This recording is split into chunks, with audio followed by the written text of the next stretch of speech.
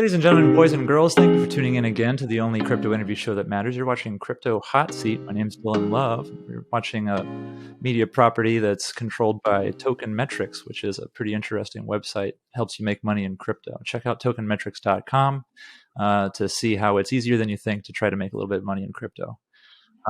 Today, we're going to talk to a guy named Moritz who's got a little bit of experience making money in crypto. Moritz is actually one half of a company called Twoquants. His co-founder is also named Moritz, and we're going to learn all about it. Moritz, thank you for joining us on the show today. Hey, Dylan. How are you? Thanks for having me on. What kind of name is Moritz? Where are you from?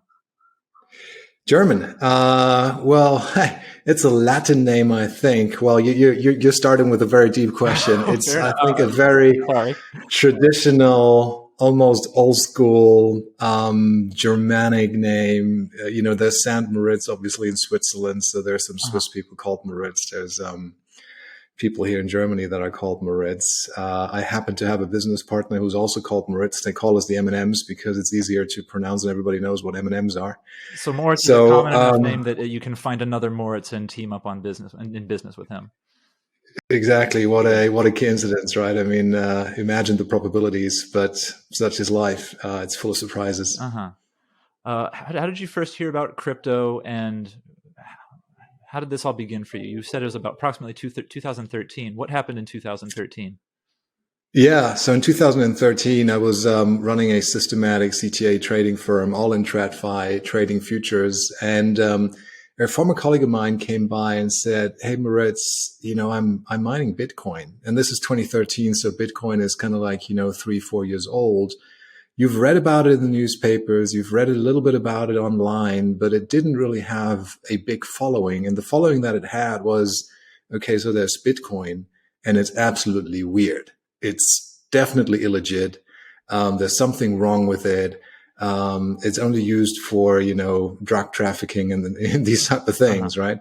So you want to stay away from it. And he's like, look, I mean, buy a little bit, buy a few coins. I mean, they were trading. The argument these days, exactly. Back then, right? I mean, today it sounds like laissez-faire to say. Come on, it seems to be the argument. Exactly. So it was something like, come on, just buy 40 coins or so, right? It's just change money. And so I said no, because I really thought, well, I'm not going to do it. I can just throw my money away if I buy these things. I didn't really understand what it was, what the purpose of the thing was supposed to be, how it works. I hadn't read the white paper. Anyway, so I meet this guy, Marco, who was, by the way, one of the largest Bitcoin miners, together with a business partner who's also called Marco. So exactly. So they're very, very wealthy. Well, I don't want to say they're very successful in the mining business, put it that way. But eventually I gave in after the second or third meeting. I said, you know what, screw it. I'll just buy some Bitcoin. And I did. Now, that really doesn't mean anything, because in 2013, if you bought Bitcoin and it went up, at least, that was the case for me, and it went up like $100, $200, up to 1,000, then you looked at this paper gain and said, that's it, right? I'll probably need to get out here because this thing is so wild. I'll just take the money and run. And that's what I did. So, I sold the Bitcoin and had a profit, a tiny profit, and then looked the other way and didn't look at Bitcoin again until 2015, 2016. By then I had learned a little bit more, I think, read about it a bit more. And so, yeah, I started building up an allocation. Then came the bull market, and Can you describe some of your experience at is it AIM Capital or AIM Capital, as well as Union Investment? Were these places crypto friendly? Were they interested? No, all traditional finance, quant trading, large portfolios and funds, CTA type of style, has absolutely nothing to do with Bitcoin. The CME futures didn't exist back then, so you couldn't really trade Bitcoin as a CTA. You needed to have a wallet and trade spot, or go into some of the trading venues that existed back then. So you were working in fiat by day and you were a crypto nerd by night. Is that fair to say? As many are, okay. Right? I'm sure I'm not the only one. Yeah, I don't know. It seems now. What's the word lately? Are you still in touch with any former colleagues? Like, because we've got a number Yeah. of Paul Tudor Jones has come out in favor of crypto. It seems like a lot of people are being. I don't want to say for a lot of people are choosing to out themselves as having crypto exposure. Tim Cook comes to mind. He most recently, if the CEO of Apple has it, why don't you? Seems to be something. I don't know. General bull crypto thing here going on. It's the most rapidly growing asset class, and so this caught your attention. How did Twoquants start, and to what extent does that occupy your day? Well, it occupies my day a little bit. So Twoquants started because Moritz and I, we wanted to trade our own money using our systematic trading strategies in crypto, but also in traditional assets. And then we thought about writing a blog, building a little bit of a newsletter business around it, which, by the way, is very difficult to do because you need to bring it to scale. And, we wanted to write something like a quant macro type of newsletter that gives a view into our Twoquants portfolio, which we're trading live and with real money so that people can follow along and see what we're doing, spread trading, cash and carry trading in digital assets, interesting stuff, derivatives and options. So it had a price tag that was $250 or $299 or something like that. So it's not one of these newsletters where you're paying $199 and you get it. So it was very difficult to get that to scale. And what we did is we decided to just make it completely for free. We no longer have the detailed newsletter, but we're putting out blogs and we provide content on our website, but everything is for free. So we just want to see if we can build a follower base. And amazingly, what has happened is since we've made the thing free, our follower base has increased substantially. And that's not only true because of Moritz and I think it's predominantly because we have a little friend, a little helper that's an artificial intelligence called the Real Vision bot. And so we're also working closely with Real Vision. The Real Vision bot predominantly is working very closely with Real Vision, analyzing their transcripts of the video interviews using GPT-3 technologies. And the bot has become a little bit of a superstar on Twitter. It has way more followers than Moritz and I do combined. So it's really all about this little guy now. And look, one thing comes to the next. We have this crazy idea about exactly a year ago, actually, prior to the holiday period last year, we thought, okay, how about we create a piece of art, a picture that depicts the race between gold and Bitcoin, with Bitcoin being digital gold, right? I mean, that was kind of like the narrative that was prevailing, still probably is prevailing back then, that Bitcoin is the better form of gold, a digital version of gold, but with better properties. Mm-hmm. And so we created a picture that has Bitcoin and gold in it. So we put a little bit of Bitcoin, we put a few sats on an open dime stick, and we put an actual gold bar, a physical gold bar into the picture. And we said, look, this is now 31st of December, 2020. This is the starting line. We're off to the races. Let's see where we are in a year, 2 years, 3 years down the road with that picture and who wins the race. So we started selling that thing. One of these pictures depicts Raoul Pal from Real Vision. So for those of you who talk about Raoul separately another time, but I don't want to interrupt you. Exactly. So, I mean, he has it in his office. You can see it displayed there. And then we went into the NFT space. So we used the Real Vision bots and the analysis that the bot is carrying out at the end of every trading day. It detects emotions in the Real Vision videos. And if, people are upset or nervous or angry about the market, or if there's a down day, then, the picture becomes red. If everything's roses and everything's up in the bull market, then the picture is more greenish. And it's an ape. Of course, everything needs to be an ape these days. It's an ape with a gun. And so every business day we're producing one of these, and we're now selling them over the internet, and they're on OpenSea. And this has been, far more fun and successful than writing the newsletter. So there you go. I mean, what's so amazing, and then I'll stop, is that, all these things are happening at an exponential speed. Everything is happening so fast right now that I, and probably you do too, right? You and I were following that space. You're working for a firm that looks at digital assets, but it is so difficult to keep track of everything that's going on. be that NFTs, be that DeFi, be that yield farming, Web3. I mean, it is, you cannot be an expert. I feel unable to really be an expert in any of these categories. The only thing that really I can do is I can say, look, I can try to frame it and say, this thing is moving. It's moving in the right direction, there's a trend here. Moving up and to the right. And so I need to get a seed on that ship. I don't know the direction of travel, but I need to get onto that ship.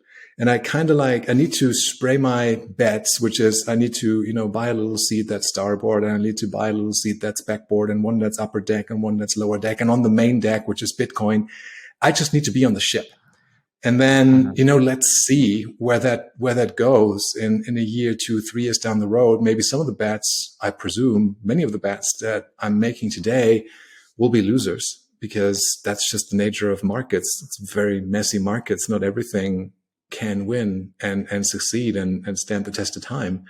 But hopefully I also have a couple of bets in that space that will become winners, and some of them superstar winners. So that's how I see it. I just want to be involved. So I realize you'll have a certain bias here because you're a quantitative investor by background. But what's your experience with value investing, particularly as it pertains to crypto? Have you had success? Zero. Okay. Zero. Yeah. No, I've never looked at value in the context of crypto. I don't look at value in the context of equities either. I mean, I used to do that many moons ago. It's just not a thing that is for me. I'm not a value trader. I'm really, more trend following, systematic, these type of things, whether the stock is, valuable or has a good value because it has a low PE ratio. That type of strategy is not for me. And, figuring out what value is in crypto, I mean, where do you start? Where do you end? I mean, you ask two people about the value of Ethereum, you get two different answers, right? I mean, the only thing that I can say is it has a market cap that's on the screen. Whether that market cap is too high or too low against what benchmark, I don't know. And honestly, I don't care that much. The thing is moving higher, which means I need to be long. Mind you, I'm not a maximalist that will, I'm not standing here saying that I will hold on to my position forever. If the market goes down, if Ethereum goes down to 2,000, I don't think it will, but it can. The probability of that happening is certainly not zero. If Bitcoin goes down to 30K, you will not see me holding a long position. You may see me flat, or you may see me even short in the market. So I'm not one of those people who go like, oh yeah, I need to be long forever and I can never sell. That is not me. I have a trend following background, so I need to be, I'm very mindful and cognizant of risk and risk management. I just want to make sure that I'm not destroying my capital base and blow up. Yeah, it makes sense. Makes quite a bit of sense. Would you care to share your most successful historical investment? Maybe a position that you're out of now that was profitable for you in the past? Something you're proudest of, perhaps? In crypto or crypto specifically, yeah. So actually, the most successful, the most lucrative positions are the ones that you can expect, which is just directional long, right? Just holding the thing long. But what we've done, and we actually wrote about it in a fair amount of detail, is cash and carry trading in Bitcoin and Ether in 2019, 2020, and to a certain extent also in 2021, earlier this year, when the Bitcoin basis was relatively juicy at around 50% even, I think, in January, right? So when you think about this, I mean, you're trading Bitcoin from a DV01 perspective, if you know what that is a term from the fixed income markets, but it's, we're basis trading. We're locking in a funding rate that is implied in the forward perp and futures markets. And so I don't want to say I'm proud of that trade, but that trade can be executed in a variety of different ways. You can, if you wanted, you could have your spot Bitcoin. Say we're doing a cash and carry trade in Bitcoin, right? You can have your spot Bitcoin in your Ledger wallet, some cold wallet, you just have it away. And you can have a short futures position with your clearing broker on the CME. Now, the issue with that type of setup is all of a sudden those two positions don't know of each other, right? You have the spot Bitcoin in the ledger, that's one leg, and you have a naked short position in Bitcoin futures on the CME, that's the other leg. So your clearing broker will charge you initial margin. And by the way, it's a very high initial margin because they don't like the fact that, Bitcoin is volatile. They're very scared of it. And you're being charged a funding spread on the initial margin. And there's no netting benefit that you can get from those two legs, one being long and one being short. So it's a very capital intensive way of putting that cash and carry trade on. So if there's something like there's a 50% out there that you can make, it's impossible to deploy 100% of your capital onto that trade because it's not cash efficient to do. So really the trick here is, how do you improve the funding mechanics or the cash efficiency of that trade? The trade implementation is the trick. And there's a variety of different ways to do that. I mean, you could find a broker that recognizes your spot Bitcoin position. So clearing brokers generally don't do that. If you called Interactive Brokers, and back then at least, I mean, now in the US, I think they're offering spot Bitcoin, but earlier this year, they did not, and they still do not do that in Europe. But back then, you couldn't call Interactive Brokers and say, I have a long Bitcoin position. Will you recognize that against my short futures position? I was like, no, I don't, because I don't see it. It's not on my balance sheet. It's not here. Go away. You could find one broker, I'm not mentioning names here, offering recognition. If you didn't trade the CME contract, but you traded the ICE contract on backed because it is physically delivered against the backed warehouse, and if you had Bitcoin in the wallet connected to them, then they would recognize it, but the netting benefit is relatively minor. And then you're talking about doing the trade on a crypto venue, right? So you could go to FTX or you can go to Binance and do the trade there, and they would recognize your spot Bitcoin position as good collateral against the futures position. But obviously now the dynamics have changed. You're now trading on a crypto venue with counterparty risk. The counterparty risk is substantially higher, I'd say, than, even though FTX is super successful and their market cap is now higher than the market cap of the CME. But the CME is a regulated exchange and FTX is not. So you kind of like have that matrix, that spectrum of there's different ways to put that trade on, and it will produce a different amount of yield, but it will also have different amounts of counterparty risk attached to it depending on how you do it. So we dissected that space like with a laser pointer in order to really find the best possible way to put on the trade. And by the way, today, I think, and why these spaces exist, right? I mean, back then there wasn't an ETF, not even a futures-based ETF in the United States, but there was high demand, et cetera, et cetera. But here in Europe, for instance, you have ETPs, exchange-traded products, and ETCs, exchange-traded commodities that link to spot Bitcoin. They're backed one-to-one by spot Bitcoin. They don't trade at a premium or anything like that. It's actually a very big market here.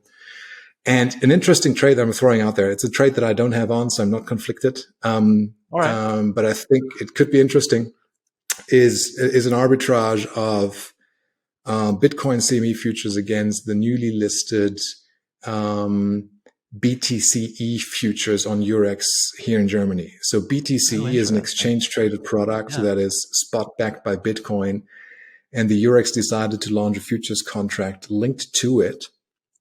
And you see a very different basis in the future here versus the CME future. And why is that? Because, BITO, for instance, the ETF in the United States is, has a lot of demand for CME futures, and maybe CTAs do as well. And maybe institutional investors do too, because it's an easy way in to get exposure.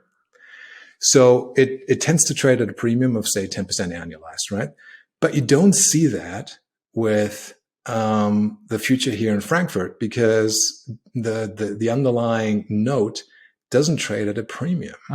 And there is products available here in Europe that are backed by spot, right? So you could sell the CME contract and buy the Eurex contract. You would need to do an FX translation because the Eurex contract is traded in euro, but that's easy. And you could lock in a yield, lock in a price differential, doing an arbitrage, and you could do that trade with the same clearing broker because both are futures contracts, and you would have it on the same platform, regulated. So it's kind of like a nice trade, but the future here in Frankfurt at the Eurex is still relatively illiquid. So it's more like a PA type of thing. You know, you, Dylan, can do that with one lot or two lots, and I can do it with a lot or two. But still, it's a trade that's there, and it's so much better than many of the alternatives out there. Cool. Moritz, we got to wrap it up. We're over time, and I can't pretend I didn't hear that Slack. Sorry, I talk a lot. No, it's great information. If you're watching this and you like what Moritz is talking about here, you got to know about Twoquants. His co-founder is also named Moritz, the M&Ms, as they say. So you can check out Twoquants' newsletter. I've only just subscribed, but I'm looking forward to seeing what it's all about. And could you please plug that Twitter bot you mentioned? I'm forgetting the details of it exactly. Yeah, it's the Real Vision Bot, Real Vision Bot. Yeah, that's our little friend and helper. Perfect. Well, that's Moritz Seibert at Twoquants. Thank you for watching this episode of Crypto Hot Seat, and we'll see you next time.